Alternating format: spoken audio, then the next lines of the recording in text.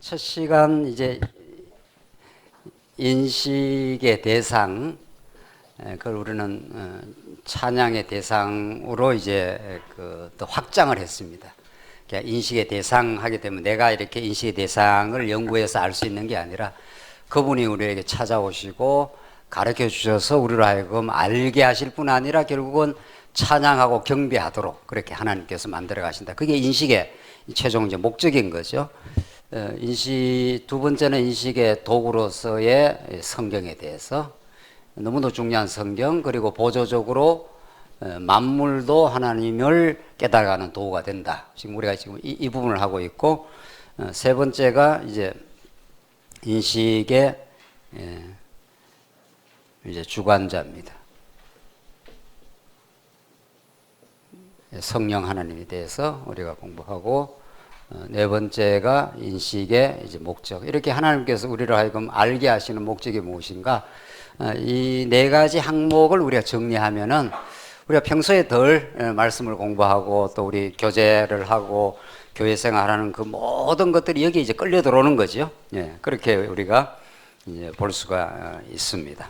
지금 우리는 5-2-셋째 성경의 절대적 권위, 그 앞에서는 우리 성경의 기록 이유와 목적에 대해서 우리가 확인했고, 이건 뭐 너무도 우리가 잘 알고 있는 거기 때문에 간략간략하게 하고 지나가면서 크게 이제 그 정리를 해 보십시다. 성경의 절대적 권위와 가치. 성경은 진리의 통일성과 자체 증거를 가지고 있기 때문에 하나님을 알기에 완전하며 절대적 권위의 책이다. 이 땅에 어떤 진리 주장도 성경의 권위 아래에 있다. 이게 중요합니다. 그리고 어떤 신학도 성경 그 자체와 동등 권위를 가지지 못한다. 우리가 소중하게 여기는 이 언약 성취사적 성경 신학도 성경의 권위 아래에 있다는 거죠. 성경을 성경되게 깨닫게 하는 좋은 관점인 거지 그 자체를 우리가 절대화하거나 그렇게 할 수는 없다. 그게 우리의 그 신학원의 그 입장인 거죠. 어떤 주장도 성경 그 자체를 대치할 수가 없다. 그걸 성경을 올바르게 깨닫게 하는 좋은 도구이다. 또 좋은 방편으로 하나님께서 우리에게 좋은 이론적 체계를 주셨다. 우리는 거기까지는 우리가 인정할 수 있다는 거죠. 예, 그래서 4페이지 한번 봅시다. 성경은 우리가 여러 차례 이야기하지만 다양한 역사적 정황과 여러 기자들이 썼지만 통일성이 있고, 그래서 즉 성경은 하나님에 대한 거대한 이야기입니다. 이 그랜드 스토리라는 거죠.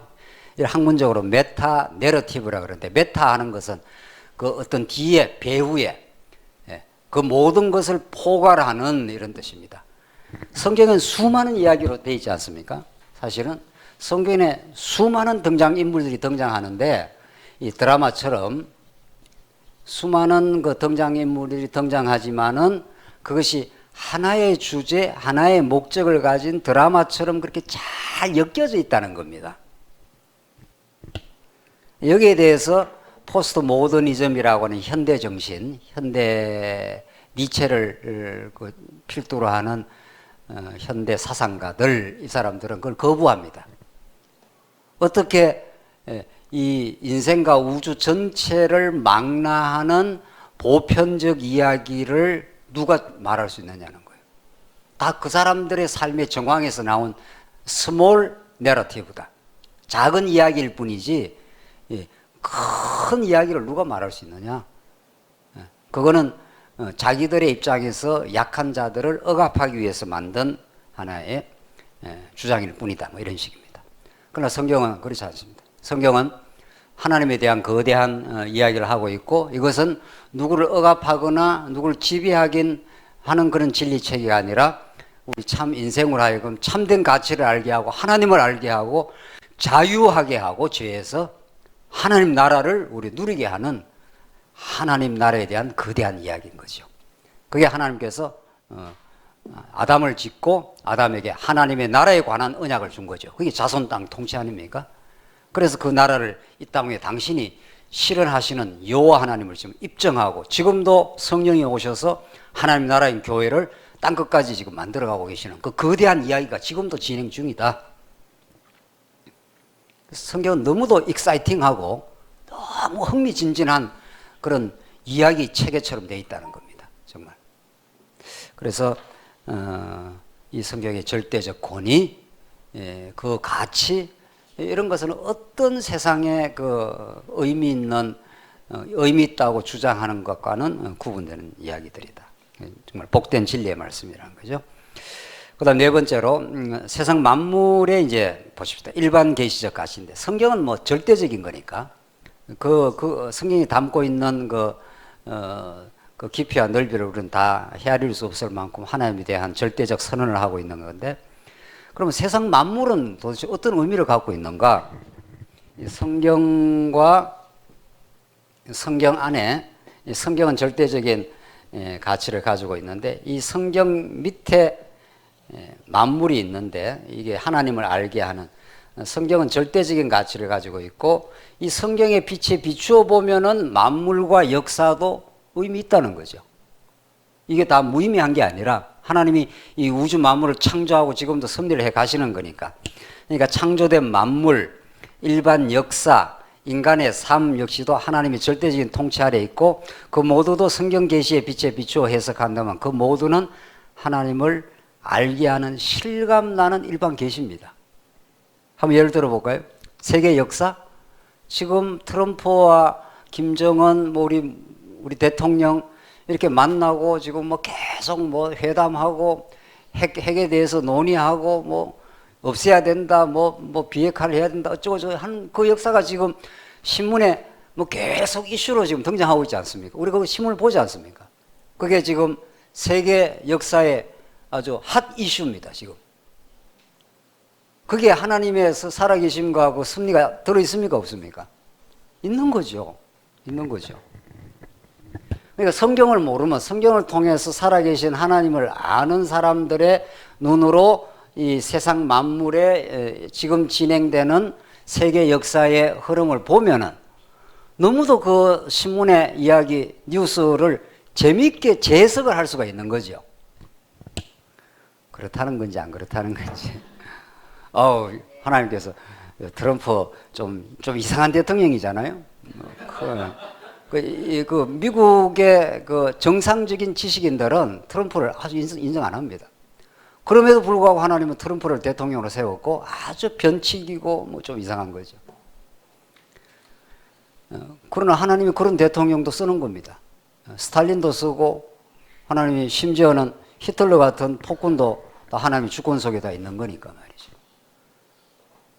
그래서 김정은 같은 그 새파란, 나이가 그거 뭐 40도 안 되잖아요. 40도 안 되는 뭐 사람이 뭐 세상을 얼마나 경험했겠어요. 그런데도 하나님이 그런 사람을 쓰는 겁니다.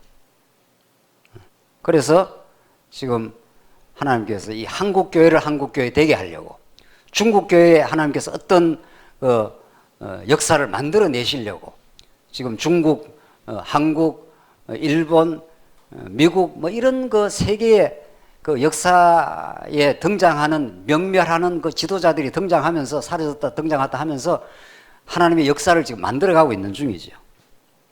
그래서 세상 만물도 하나님을 깨닫는 도구입니다. 트럼프도 김정은도 우리 모두도 다 하나님의 거대한 계시 드라마를 지금 펼쳐가고 있는 등장 인물들이라는 겁니다.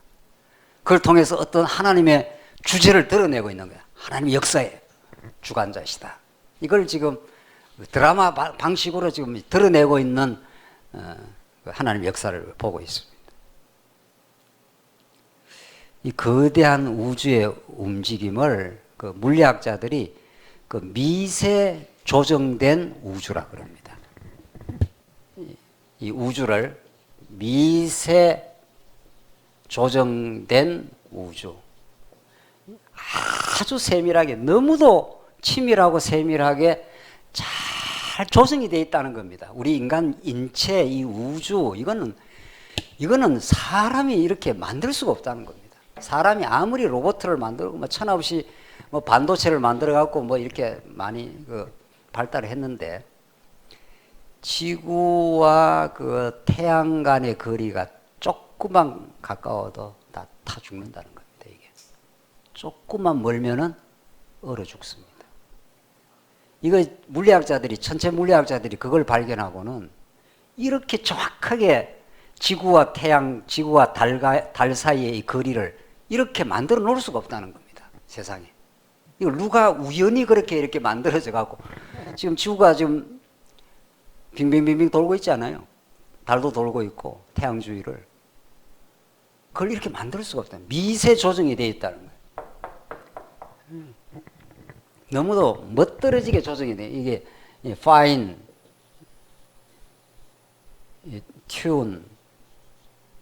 튜닝이라는 게 잘 이렇게 그 튜닝이 돼 있다. 참 멋들어지게 조정이 됐다는 거예요. 그러니까 fine tuned universe라는 거예요. 그러니까 하나님을 아는 사람들이 이 우주의 섭리와 뭐 이렇게 생물학적인 그 법칙이나 이런 걸 들여다보면은 하나님의 지문이 들어있다는 거예요. 살아있는 움직임이 있다고 보는 거죠. 그리고 우리 인생의 그 소박한 일상사. 여러분과 제가 오늘 이렇게 신학원 나오고 점심 식사하고 친구 만나고 오후에 우리 교회 우리 성도들 만나고 직장 나가고 하는 아주 지금 날마다 이렇게 진행되는 사건 속에 하나님의 위대한 경륜이 들어 있습니다. 아까 보니 서두에 파스칼이 왜 나는 우주에 저기에 있지 않고 여기에 있는가?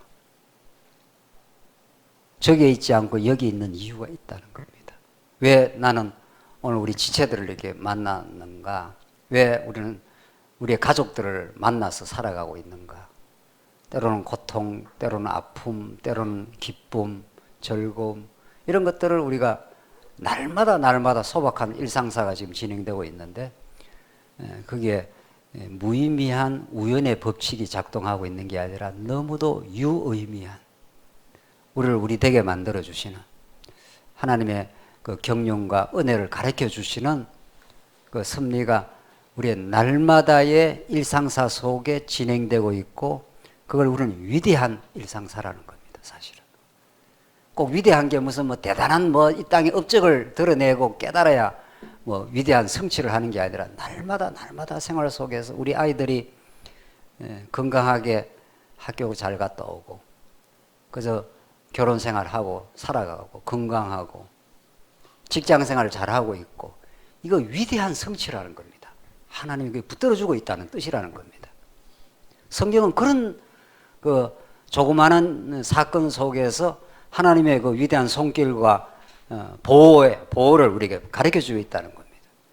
그래서 성경을 우리는 성경대에 그렇게 알게 되면은 거대한 뭐 트럼프와 김정은이가 만나는 세상 사람들 볼 때는 큰 사건처럼 빅 이슈처럼 보이는 그런 것도 하나님의 손길 속에 들어있고 우리 한국교회를 한국교회 되게 하는 우주의 이 미세 조정된 아주 치밀한 이 우주의 사건들도 천체의 움직임도 하나님의 능력의 손길이고 여러분과 제가 이렇게 날마다 자고 일어나는 거 여러분들 잠 주무실 때 기도하고 주무시죠? 기도를 안 한다는 겁니까 세상에? 이걸 꼭 하셔야 돼요. 하셔야 되는 게 아니라 자면서 하나님 오늘 하루 생활을 정말 복되게 인도해 주셔서 참 감사합니다. 푹 자고 부활의 아침을 만나듯이 새날을 맞게 하시옵소서. 이게 부활을 경험하는 겁니다. 잔다는 건 성경에서 죽음을 잔다고 그래 예수님이 표현하잖아요. 우리 죽었다가 뭐 아침에 7시에 내가 일어나야 되겠다고 일어나는 게 아니라 하나님이 푹 자게 하시고 그래서 하루 종일의 고단한 일과를 이렇게 마무리하고 이렇게 일어나는 거, 이거 기적입니다. 일상의 기적입니다.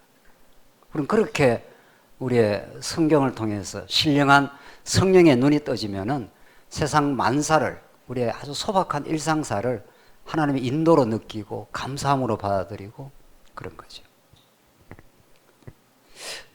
우리 아이가 직장에서 무슨 교육을 받는 모양인데 교육 갔다 오면 우리는 궁금하잖아요. 우리는 궁금한 게 얼마나 많은지 몰라요. 모든 게 인식론적 호기심이 많으니까 무슨 교육을 받았니? 뭐 그럼 뭐 어제 이야기했잖아.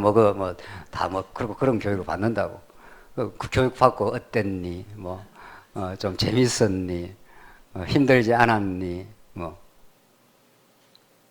좌우지간 하루 동안 뭔가 뭐 직장에 가든지 뭐 교육을 받고 오든지 그게 하나님의 손길입니다. 그게 그냥 우연히 그냥 직장을 가고 뭐 교육을 받고 오는 거라면 자연인들이나 그렇게 보는 거죠. 예수 안 믿는 사람들은 뭐 그냥 직장 갔다 왔구나 이렇게 하는 거지. 우리 예수 믿는 사람은 직장을 허락하신 분도 하나님, 무슨 교육을 받는다는데 그걸 통해서 직장 일을 뭐 감당하게 하려고 받는 것도 하나님. 이렇게 보면은 성경을 성경대로 우리가 알게 되면은 만물을, 만사를 전부 경이로운 눈으로 우리가 볼 수 있는 영적인 눈이 떠진다는 겁니다. 그걸 누가 하시는가? 세 번째, 인식주관자로서의 성령 하나님. 성령은 바람이 임의로 불 때 어디서 와서 어디로 가는지 모른다. 성령은 루아흐라고 하는 히브리어에 그거는 바람 이런 뜻입니다. 숨, 생명. 그러니까 성령은 우리가 포착할 수 없습니다. 우리가 이렇게 소유를 할 수가 없습니다. 성령은 마음대로 오시고 마음대로 가시고 합니다. 사실은 바람처럼 그 임의로 바람, 그 요한복음에 나오는 대로.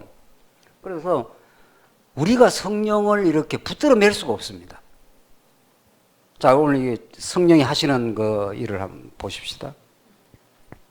하나님의 계획 가운데 인간은 영적으로 죽어버렸습니다. 따라서 인간은 하나님을 알 수 있는 길이 차단되었습니다. 인간의 모든 종교는 신을 찾고자 하는 발부둥이며 자기 욕망의 우상을 만들어낼 뿐입니다. 인간이 진리를 추구하면 추구할수록 인간의 자기 영광, 자기 숭배로 귀결됩니다. 그래서 진리의 영이신 성령의 역사로만 객관적인 진리인 성경과 하나님을 알 수가 있습니다. 그러니까 여러분과 저에게 성령이 찾아오셔서 바람 같은 성령이 스스로가 찾아오신 겁니다. 하나님께서 우리에게, 우리를 사랑하사 영생을 깨닫게 하시고 누리게 하시려고. 그 영생, 우리 요한일서에서 공부한 대로 영생을 다른 말로 말하면 뭐라고요? 그게 하나님 나라예요. 영원한 생명의 그 충만함이 있는 곳, 죄와 사망의 법칙 속에 살아가는 우리들에게 생명을 깨닫게 하시고 하나님 나라를 깨닫게 하는 그 모든 역사는 바람처럼 우리가 의식하지 못하게 찾아온 겁니다. 루아흐라는 게. 그렇게 찾아와서 우리가 지금 이렇게 말씀을 깨닫고 오늘도 이렇게 뭔지 모르게 말씀을 향한, 진리를 향한 그 갈망을 주셔서 우리가 이 자리까지 오게 된 겁니다. 이게 보통 하나님의 놀라운 기적 같은 인도요, 그 감사할 일은 아닌 거지요. 여러분들 성령을 포착할 수 있습니까? 성령을 이렇게 붙들어 맬 수 있습니까? 나는 성령을 이렇게 딱 소유해가지고 나는 진리를 붙들고 있다, 이렇게 할 수 있냐고요. 그렇게 되어질 수가 없는 분이 성령 하나님이십니다. 그분은 살아계신 인격적 존재이시고 그분이 주관하시고 그분이 찾아오시고, 아무리 우리가 중생했다 하더라도 성령이 만약에 역사하지 않으면 깨달을 수가 없습니다. 그 적시에 우리는 느부갓네살을 보십시오. 하나님께서 떠나버리면 그 적시에 짐승이 되어버립니다. 우리도 때때마다 하나님이 안 붙드시면은 우리가 중생했다 하더라도 그렇게 된다는 거죠. 그래서 첫 번째 성령이 하시는 사역, 첫 번째 성령께서 죽었던 영혼을 중생하게 하십니다. 세상에 뭐 이것처럼 놀랍고 기이한 그 하나님의 은혜가 있습니까? 그래서 요한복음 보시면은 예수께서 대답하여 이르시되 진실로 진실로 내게 이르노니 사람이 거듭나지 아니하면 하나님의 나라를 볼 수 없느니라. 하나님의 나라를 볼 수 없다는 거예요. 자, 성령으로 거듭나야 영적인 눈이 띄어져서 우리 안에 계신 예수 그리스도 사건을, 그분이 지금 통치하시는 하나님 나라를 볼 수 있다는 거죠. 니고데모가 이르되 사람이 늙으면 어떻게 날 수 있겠사옵나이까? 두 번째 모태에 들어갔다가 날 수 있겠사옵나이까? 있사옵나이까?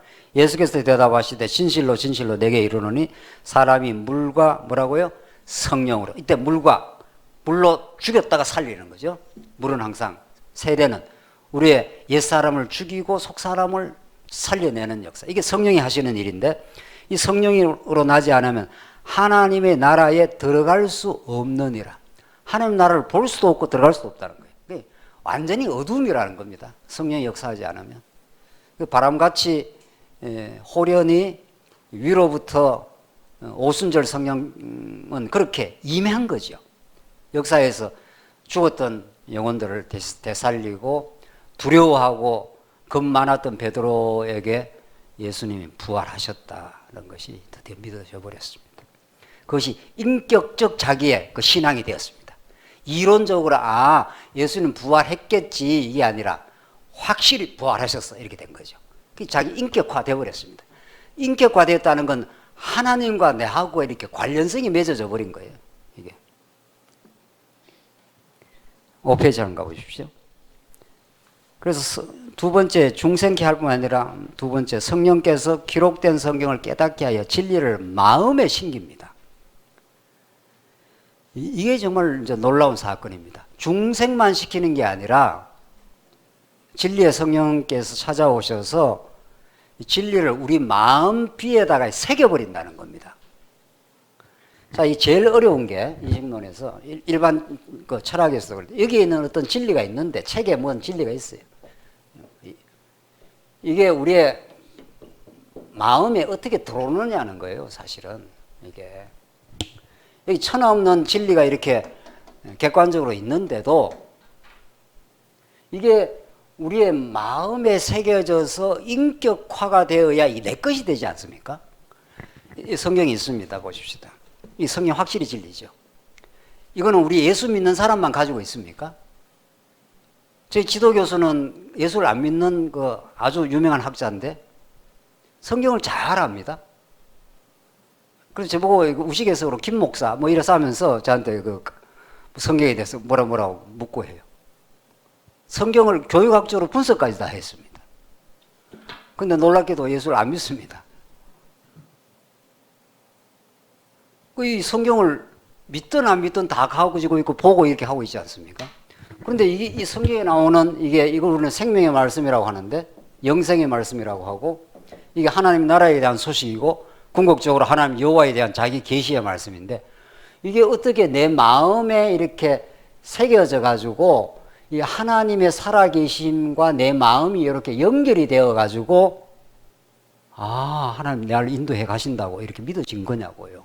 어떻게 밖에 있는 게 안으로 들어오냐고요. 이게 세상에 이 밖에 있는 게 들어온 거거든요.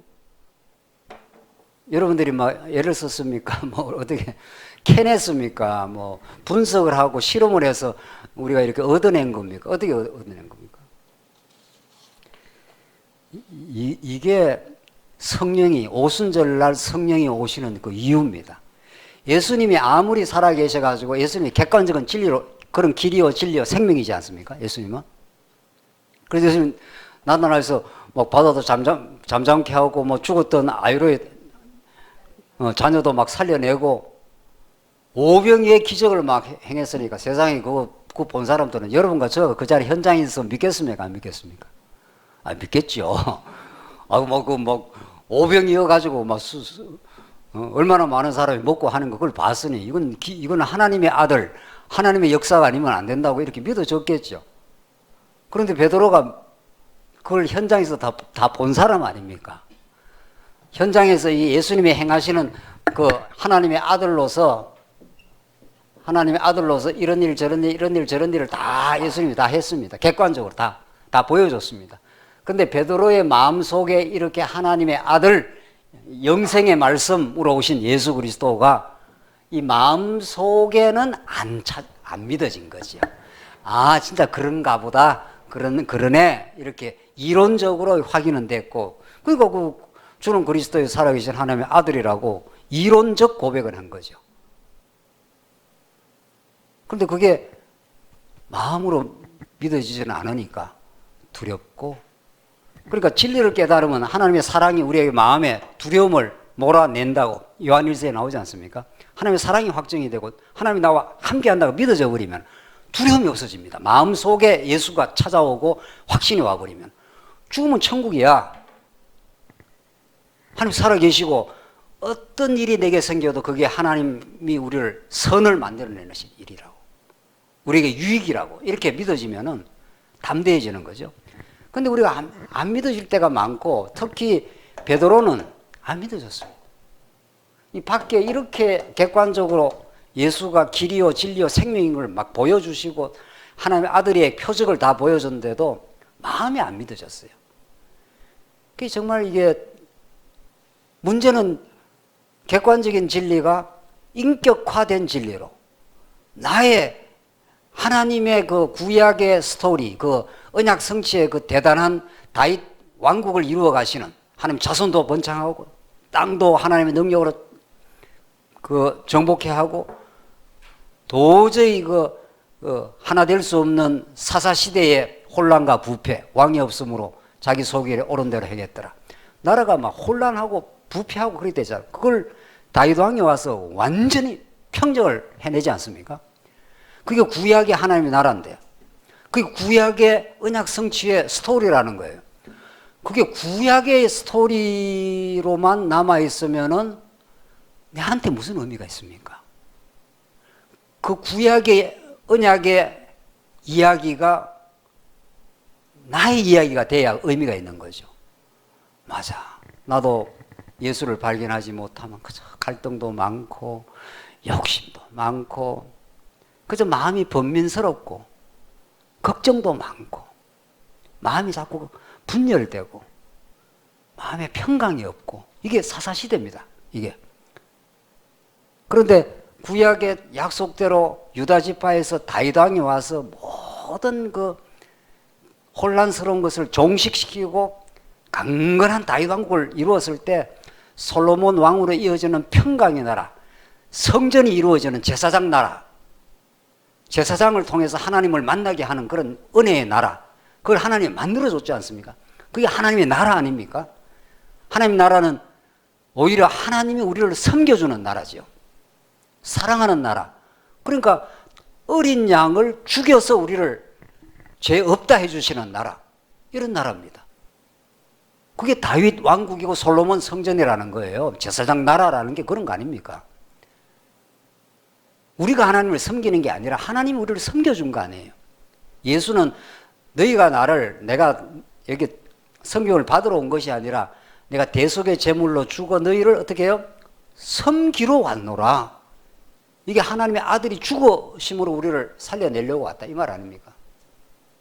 가정도 섬기는 공간이기 때문에, 요새 가정은 섬기는 공간도 아니에요. 막 남편도 죽이고 막 아들도 죽이고 막 온 지금은 이게 이 타락한 나라.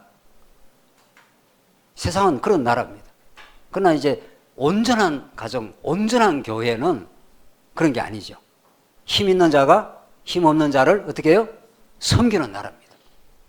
예수가 가장 힘 있는 하나님의 아들이기 때문에 그가 우리를 섬기러 대속의 제물로 죽어주셨다는 거죠. 그런 구약의 다윗 왕국의 이야기가 구약 이야기가 아니라 그게 예수님 안에서 이루어지고 여러분과 저 안에 어떻게 해요? 이루어지는 나라죠. 나의 이야기가 되는 거죠. 그렇죠. 그래야 우리가 성경을 깨달았다는 겁니다. 성경을 다윗이 이렇게 하나님께서 다윗의 나라를 이루었구나.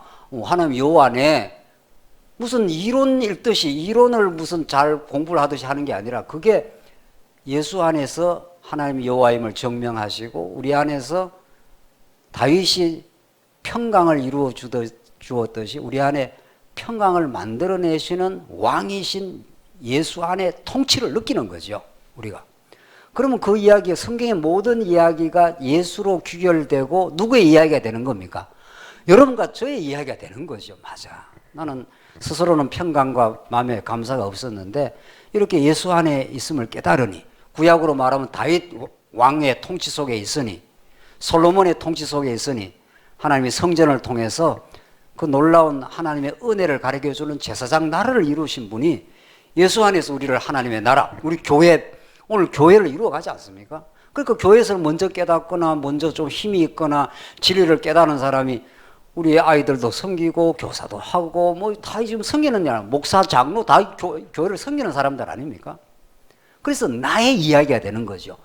객관적인 다윗 왕국의 이야기가 진리의 깨달음을 통해서 하나님의 나라의 이야기가 되고 우리의 이야기가 되는 거죠. 지금 우리의 이야기가 진행 중이죠. 그게 믿어지는 거죠. 우리가 그러네, 예수가 우리의 왕이 되어 주셨네.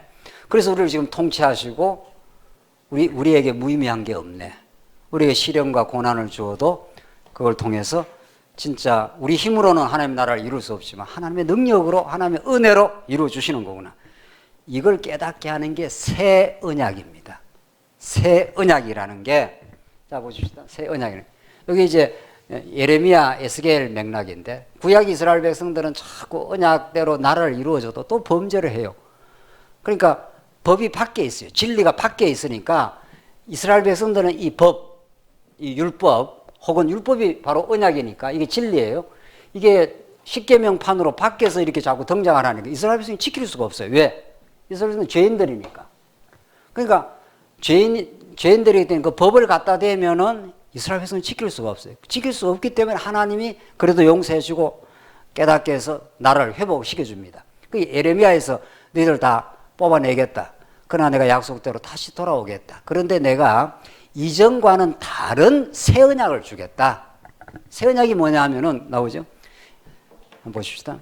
새 언약의 성취로서 성령께서 택자에게 찾아오시고 법 혹은 진리를 마음에 새겨서 하나님과 언약 백성의 관계를 다시 연합시켜 하나님을 알게 하신다는 겁니다. 자, 이 법이, 이 진리가, 이게 진리예요. 진리와 우리의 마음이 이게 분리되어 있어요. 진리 대신 하나님이죠. 이게 하나님이 자꾸 우리 밖에서 이렇게 뭘 등장을 하시면 우리가 하나님의 법을 따를 수가 없어요. 그런 능력이 없어요. 우리가 죄인들이.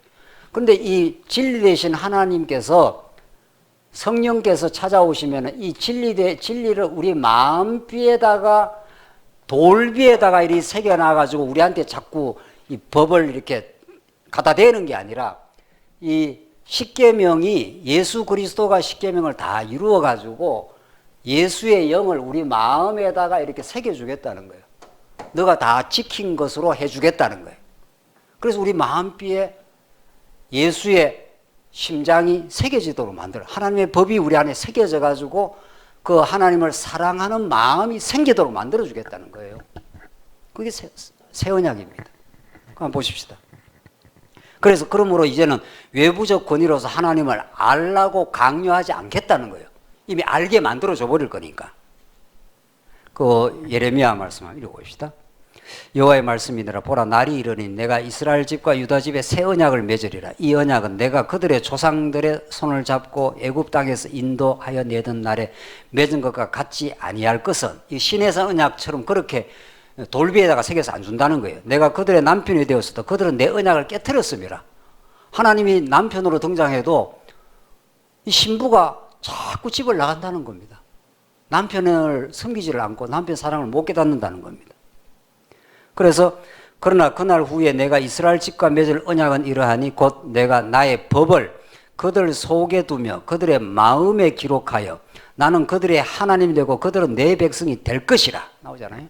그래서 하나님이 이 진리, 이 죄 때문에 이 타락한 인간이 이렇게 갈라져 있는데 그 법을 갖다 대도 이걸 지킬 수가 없다는 거예요. 그래서 이 진리 대신 하나님께서 우리 마음에 찾아오셔가지고 이 진리를 새겨줘 버리겠다. 그래서 하나님과 백성의 관계를 회복시켜 주겠다, 이런 뜻입니다. 떨어져서 늘 방황하는 이스라엘 백성들에게 아예 찾아와가지고 마음에다가 새겨주겠다. 그래서 신비의 문자로 우리에게 자꾸 하나님을 알라 강요를 안 하겠다. 이제 너 마음속에 하나님을 알 수 있게 만들어주고 하나님을 경배하도록 사랑하도록 만들어주겠다, 이런 뜻입니다. 그게 성령이 하시는 일이다, 이런 뜻이에요. 그래서 여호와의 말씀이라. 그들이 다시는 각기 이웃과 형제를 가리켜 이르기를 너는 여호와를 알라 하지 아니하리니, 밖에서 하나님 알아야 된다, 지켜야 된다, 이 율법 그대로 행해야 된다, 이렇게 안 하겠다는 거예요. 이는 작은 자로부터 큰 자까지 다 나를 알기 때문이라. 내가 그들의 악행을 사하고 다시는 그 죄를 기억하지 아니하리라. 여호와의 말씀이니라. 이렇게 해서 하나님이 십계명의 저주대로 대신 죽으시고 그 용서와 사랑을 우리에게 알려주겠다는 거예요.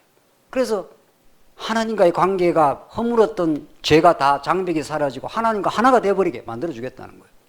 그래서 성령이 우리 안에 그렇게 찾아오신다는 겁니다.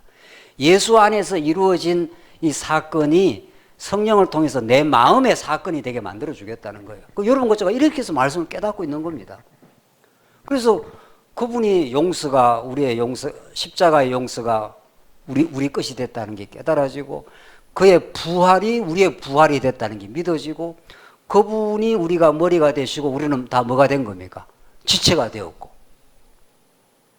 요즘 머리 안 보입니까? 머리. 이 신령한 눈이 떠지면 이 머리가 보여야 되는데, 이 머리가 이렇게 계셔요. 우리 예수님이 우리 머리고, 우리가 모두 발이고 다리고 이렇게 돼 있다니까요. 그게 새 언약 속에 들어와요. 새 언약을 옛 언약의 방식이 아니라 새 언약의 방식이고, 옛 언약이 비진리가 아니라 방식이 달라졌다 이 말입니다. 이게 옛 언약은 돌 위에다 새겨가지고, 이게 하나님의 뜻 아닙니까? 이게 하나님을 잘 경배하라는 게 좋은 뜻이에요. 근데 인간이 이걸 지킬낼 수가 없어. 그러니까 이 옛 언약을 예수님이 다 십자가의 저주를 받으시고 온전히 언약을 이루셔서 그 영원한 하나님의 뜻과 사랑을 성령을 통해서 우리 마음에다 이렇게 마음빛에다 딱. 여러분들 왜 애들한테 너 빨간불 있으면 절대 건너면 안 돼, 명심해, 이렇게 하잖아요. 명심이 뭡니까? 명심이 마음에다가 딱 새겨라 이 말입니다. 그냥 엄마 말을 기전에 듣고 흘려 듣지 마라 이 말 아닙니까? 마음에다가 새기면은 사람이 움직입니까? 안 움직입니까? 움직이죠. 여러분들 마음이란 건 너무도 놀라운 하나님의 그 계시 도구입니다. 인간은 정말 놀라운 그 기관을 갖고 있는 게 마음인데, 무릎 지킬 만한 것보다 내 마음을 지켜라. 생명이 여기서 나온다 그러는데, 여러분들 마음이 동하면요, 사랑하는 애인을 만나서 마음에 들었다 하면은 부모가 뜯어 말려도 그 말려냅니까? 못 냅니까? 못 말립니다. 그거는. 그런데 싫은 사람한테는 조그만한 거라도 해주기 싫습니다. 근데 자기가 마음에 어떤 사람을 품었다 하면은 죽어도 해주죠. 그런 대상이 없었나? 이걸 지금 잘 모르시는 것 같은데, 우리 자식을 마음에 뒀지 않습니까? 그러니까 자식 위해서는 자식을 내 마음에, 자식이 밖에 있는 게 아니라 내 마음에 있죠. 여러분들 자궁 속에 있었지 않았어요? 이거는 여성 성도만 하는 게 해당하는 거 아니에요? 남자도 똑같아요. 자식이라는 게 객관적으로 밖에 낳고 나면 밖에 있지만 실제로는 내 속에 있었던 거 아니에요. 그렇기 때문에 이 밖에 있어도 내 마음에 있는 겁니다. 내 마음에 있기 때문에 무엇이라도 해주고 싶은 겁니다. 어떤 대가라도 지불하고 싶은 거죠. 그래서 우리 마음속에 진리가 있다는 게 그렇게 중요합니다. 진리가 이렇게 밖에 있으면 이걸 이론이라고 그래요. 이론이라는 건 남의 이야기예요. 그래, 예수가 십자가에서 죽었는가 봐. 예수가 부활하셨대. 예수는 다시 오신대. 내하고는 상관없어요. 다시 오시는 거하고 내하고 상관이 없는 거예요. 다시 오신 게 내 마음속에 들어오면 어떻게 됩니까? 다시 분명히 오신대. 그분이 오시는 것이 내 소망이야. 내가 이 땅에 어떤 고난이 있어도 다시 오신다고. 그러면 새하늘과 새 땅이 이루어진다고. 나는 반드시 부활할 거라고. 그래서 마음속에 우리 자식이 들어있거나 우리 쉽게 이야기를 하면 말이죠, 그럼 어떤 대가도 지불합니다. 어떤 고생도 두려워 안 합니다. 우리가 정상적인 부모라면은 어떤 것도 안 무섭다는 거예요. 자식이. 그래서 우리 억적같이 부모들이 사는 거예요. 자식이 요즘에 한둘이 키우는 것도 힘들어하는데 옛날에는 한 다섯씩 키우지 않습니까? 한 다섯씩. 지치지 않고 일하는 게. 그게 마음속에 있어서 그렇습니다. 마음속에. 그래서 무릇 지킬 만한 것보다 내 마음을 지키라. 생명의 근원이 이에서 남이라. 이게 하나님의 지혜가 주는 마음이라, 이런 뜻입니다. 예수 그리스도가 우리 마음에 계시지 않습니까? 그분이 우리 마음속에 찾아와 주시고 우리와 함께 동행하시고 지금 우리를 사랑하시고 영원히 우리와 함께 하셔요. 예수가 우리 마음에 있다는 게 확실히 믿어지면은 죽어도 좋고 살아도 좋다, 이렇게 막 나오는 거죠. 무슨 나무 이야기 듣듯이 우리가 성경 말씀을 듣습니다. 이게 나의 이야기고 내 마음속에 있는 이야기고, 나와 함께 죽고 나와 함께 살아나셨고 나의 인생을 책임지시고 지금도 언약대로 하나님 안에서 나의 이야기를 지금 그려가고 계시는 하나님입니다. 지금 그 위대하고 놀라운 드라마가, 이 언약 성취의 이 드라마가 예수 안에서 지금 그려지고 있는 중입니다. 여러분과 저의 삶 속에. 아무리 우리 삶이 척박하고 때로는 어렵고 힘들어도 그분이 내 안에서 만들어 가시는 내 옛사람을 날마다 처복종시키기 위해서 이 고난의 삶을 돌리지 않습니까? 그러나 날마다 우리 속사람을 키워가시고 하나님 나라를 만들어 가시는, 그래서 여러분과 저에게 그의 나라와 뭐를 구하라고요? 의를 구하라는 거예요. 하나님 나라는 하나님 만들어 주셔요. 그리고 우리는 죄인이었기 때문에 의를 생산할 수가 없어요. 그러니까 의로우신 누구를? 예수를 붙들으라 이 말 아닙니까? 그래서 이 새 언약이 예수님이 이 땅에 객관적으로 오셨는 것도 중요하지만 예수 그리스도 사건을, 이 복음의 사건을, 하나님 살아계심을 마음속에 집어넣어 주는 분이 성령 하나님이라는 거예요. 그게 신비에다가 새겨주겠다, 진리에. 그게 새 언약이라는 겁니다, 이게. 성령이 안 오시면 어떻게 되는 겁니까? 예수님 2000년 전에 오셨어도 성령이 안 오셨으면 어떻게 되는 거예요? 뭐 남의 이야기가 되는 거죠. 내하고 직접 관련된 이야기가 안 되면 그게 생명이 힘이 되겠냐고요. 그래서 세 번째, 성령 안에 하나님의 나라를 누리게 하십니다. 하나님 나라가 저 밖에 있는 게 아니라 너희 안에 있느니라, 내 마음속에 찾아왔느니라, 이런 거죠. 맞습니다. 당신이 왕이십니다. 그래서 당신이 내 소박한 일상사를, 우리 가족들을, 우리 교회를 지금 인도해 오셨습니다. 우리에게 많은 시련이 있었지만은 하나님 인도해 오셨습니다. 이걸 통해서도 우리 하나님 앞에 우리가 부족했던 거, 우리가 잘못 생각했던 거, 오만했던 게 있으면 하나님 회개하겠습니다. 우리는 더 성장의 길로 갈 수가 있습니다. 이렇게 우리 하나님 앞에 고백하고 회개하고 새롭게 깨달으면 우리는 전진할 수 있는 거죠. 그렇잖아요.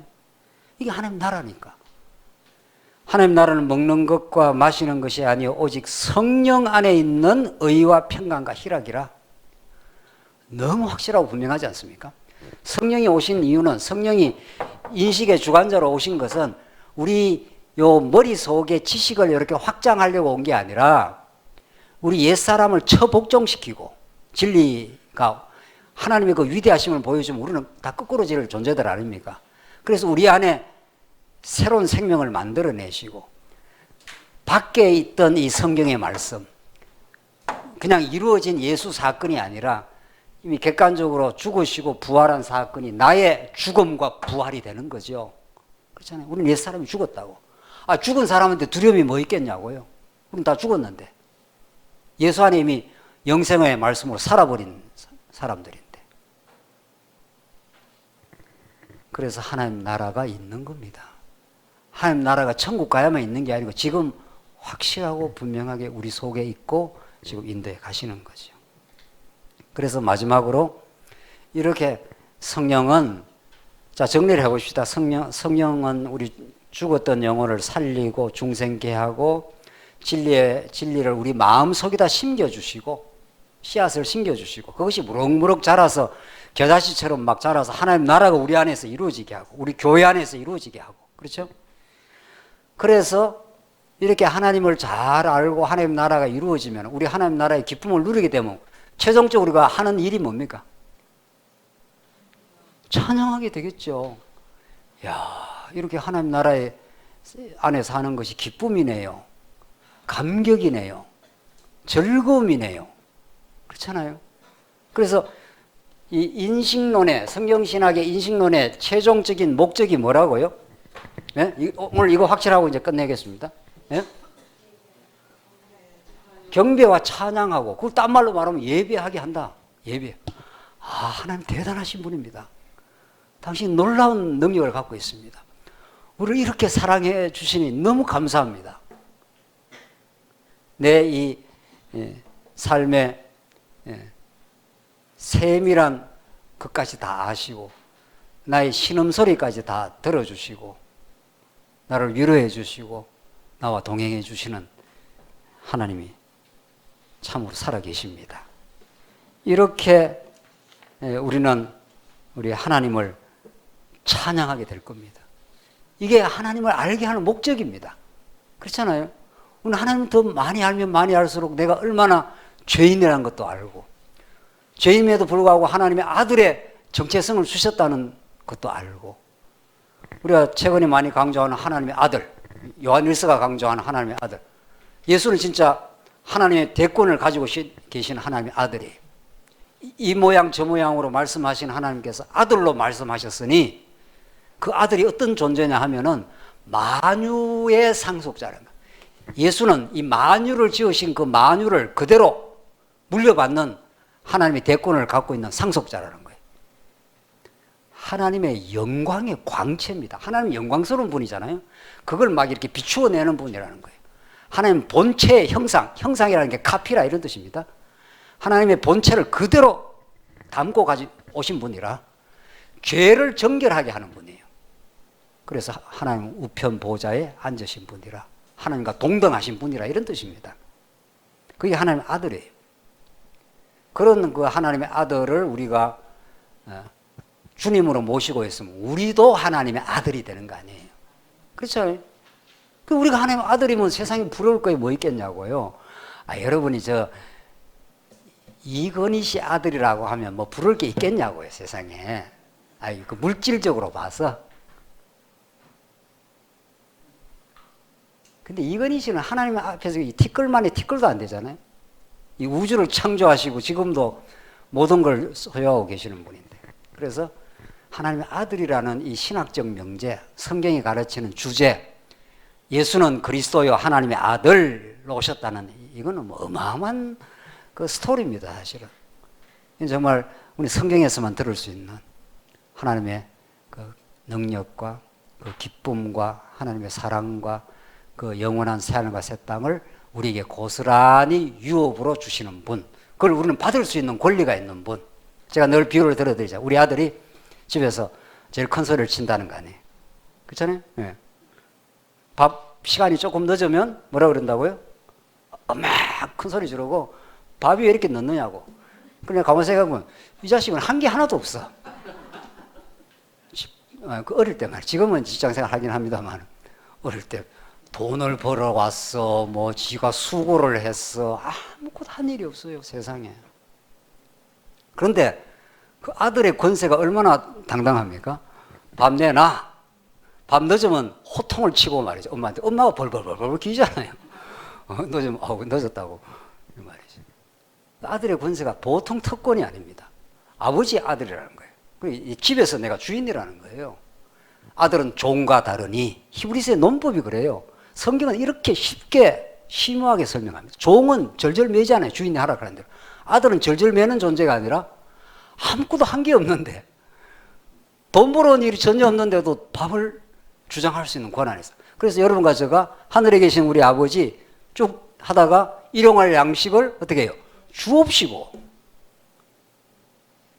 여러분과 제가 하나님 앞에 뭐 보태준 거 있습니까? 그런데도 일용할 양식을 주옵시고. 그럼 하나님 그 기도를 듣지 않을 수가 없어요. 이 하나님의 아들의 권세가 이렇게 당당하고 이렇게 놀랍고 이렇게 풍요하고 든든할 수가 없습니다. 우리가 하나님의 아들로 산다는 것, 우리 하나님의 자녀로 산다는 것, 그게 우리가 하나님을 아는 것이고, 그래서 하나님을 바르게 안다는 것, 그 인식을 바르게 알아서 최종적으로 하나님을 예배하게 됩니다. 6절 읽고 결론 내죠. 6페이지 그 제일 위에 요한복음 읽겠습니다. 4장 21절. 예수께서 이르시되 여자여 내 말을 들으라. 이 산에서도 말고 예루살렘에서도 말고 너희가 아버지께 예배할 때가 이르리라. 너희는 알지 못하는 것을 예배하고 우리는 아는 것을 아는 것을 예배하니, 하나님이 알게 해주겠다는 거예요. 하나님이 얼마나 위대하고 능력 많은 분인가를 알게 해주겠다는 거예요. 이는 구원이 유대인에게서 남이라. 아버지께 참되게 예배하는 자들은 나오잖아요. 하나님 결국 여러분과 저를 타락한 세상에서 자기를 숭배하고 자기 영광을 취하던 그 참혹한 죄악의 어둠에서 우리를 건져내사 하나님을 예배하는 최고의 기쁨의 자리로 옮기겠다는 거죠. 그래서 구원이 유대인에서 나면 아버지께 참되게 예배하는 자들은 영과 진리로 예배할 때가 오나니 곧 이때라. 영과 진리. 옛날에 번역은 신령과 진정인데 그게 영과 진리입니다. 영이 이때 영이 뭡니까? 성령과 진리입니다. 그 성령께서 지금 우리가 지금 성경신학의 인식론적 원리 가운데 인식의 주관자 성령에 대해서 우리가 지금 공부하고 있지 않습니까? 그분이 오시면은 하나님을 알게 해서 하나님을 참으로 예배하는 자로 만들겠다는 겁니다. 그때 예배는 주일날만 예배가 아니고 온통 삶 전 영역이 다 하나님을 경배하고 예배하는. 그래서 아버지께서 자기께서는 자기에게 이렇게 예배하는 자들을 찾으시느니라. 하나님은 영이시니 예배하는 자는 영과 성령과 진리로 예배할지니라.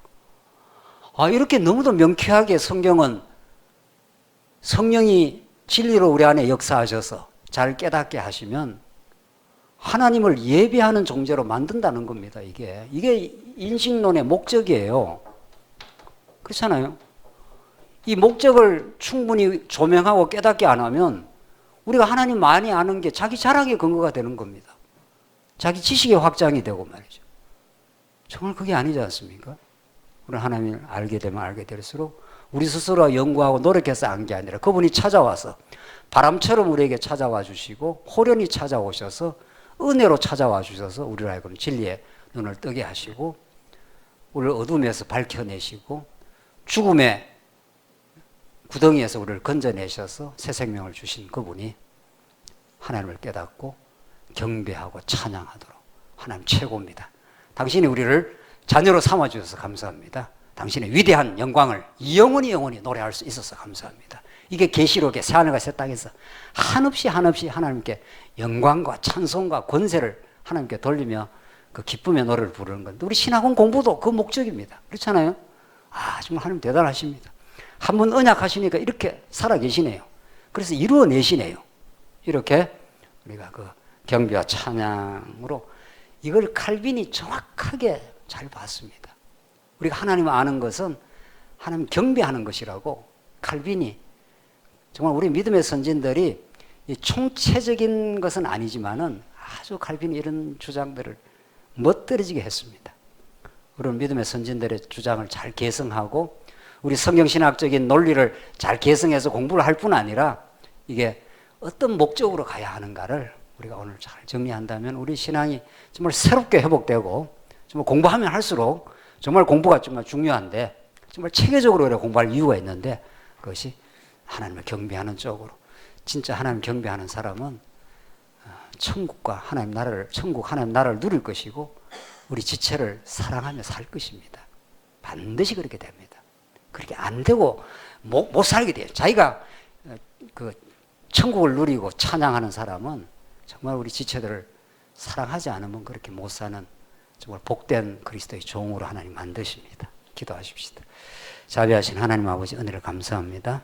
오늘 우리 인식론에 대해서 배웠습니다. 하나님 알면 알수록 우리가 더 아무것도 아닌 존재임을 깨닫게 하시고 그럼에도 불구하고 하나님의 자녀 아들이라는 이 놀라운 특권을 주심을 우리가 더욱 감사하게 하시고 하나님 찬양하며 사는 우리 복된 인생 되게 하시옵소서.